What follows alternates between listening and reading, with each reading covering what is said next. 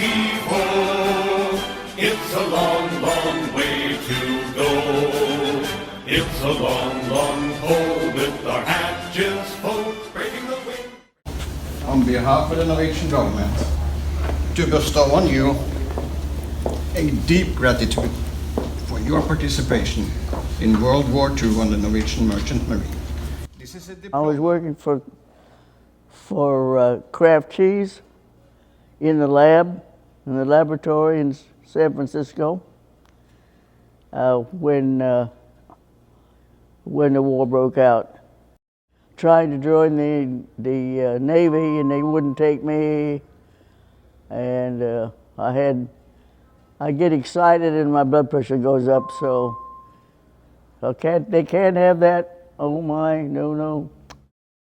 I didn't try in any U.S. ships. They wouldn't take me.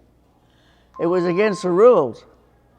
The government passed a ruling that they couldn't have any females on American ships. Period. Of course, they had nurses, but they had ships for, hospital ships.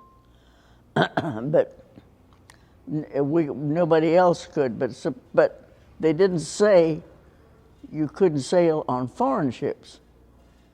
So then I heard about the Norwegians taking people on their ships, and so I thought, well, I'll go down to the Norwegian consulate, because that's where you signed up.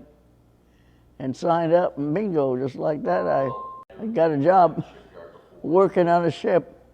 Then they found out that they didn't have any place for me. There was no place for me to sleep, or I'd have to sleep in the dining room on a wooden bench. I said, oh, the heck with this noise. Finally did get a job with another ship that I stayed on for quite some time. First I worked as a stewardess, and I did that for about 4 months, and it wasn't, I got tired of scrubbing decks and trying to keep those red concrete decks clean. And I saw what the radio operators did. I said, ooh, that's for me. And so I decided I'd learn the code. So they taught me the Morse code. So I got to where I could send and receive 30 words a minute. So I started taking my exams that you had to take. You had to go baby class, and then the first class, second class, actually second class, first class. So I had to do all that. A lot of your Norwegian ships had Canadian girls on them as radio operators, because during the war you had to have somebody in the radio shack 24 hours a day. So they had to have 3 radio operators. Well, they had codes, and they were 10 numbers,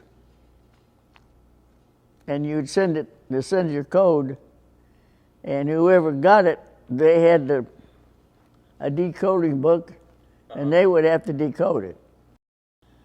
The ship I was on was kind of in bad shape. It was old. It was built before the war.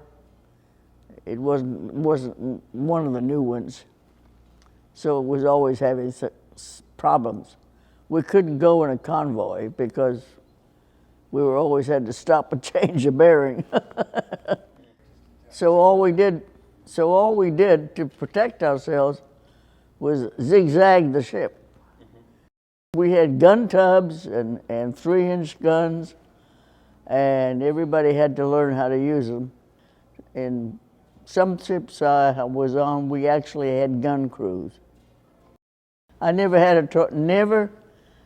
a torpedo shot at me. Let's put it that way. I was just lucky. But then when you sailed in the Pacific, the Japs really didn't. They come fairly close, but not. I never even had saw a Jap ship a Jap submarine. We had drills on board the ships in case we did, but we were never attacked from the air. When you would get close to Iwo Jima, we'd sometimes be told to sleep with our clothes on, yeah. Because there was a Jap sub somewhere. And it always took it for granted they were being chased by a Jap sub. But that wasn't necessarily true, but you had to take that, you couldn't take a chance. There were ships that I saw that went into the invasion of Saipan, but we didn't. I woke up one morning when we came into port and went to the harbor and there were ships everywhere. This is in Iwo Jima. And so everybody was bunched up. And the next thing, one morning, they were all gone, but there's 3 of us left in the harbor. And they were all in Leyte, attacking the Philippines. Well, we were on the ships. We could go ashore if somebody had 245s with them, and that was a rule. The girls couldn't go ashore without escort. I got off, and because the Norwegian ships were all going back to Norway. I started sailing on American ships right after the war ended, because there was no rule, supposedly. Well, there was and there wasn't. I sailed till 1953. They haven't paid too much attention to the Merchant Marine. I think they probably should have been more appreciated, especially the guys that lost their lives. And they lost, next to the Marine Corps, they lost the most men. I think they deserve their recognition. I really do, because an awful lot of guys lost their lives. Oh, my lads, heave ho! Let the sea roll high or low. We can cross any ocean, sail any river. Give us the goods and we'll deliver. Jam the submarine. We're the men of the Merchant Marine.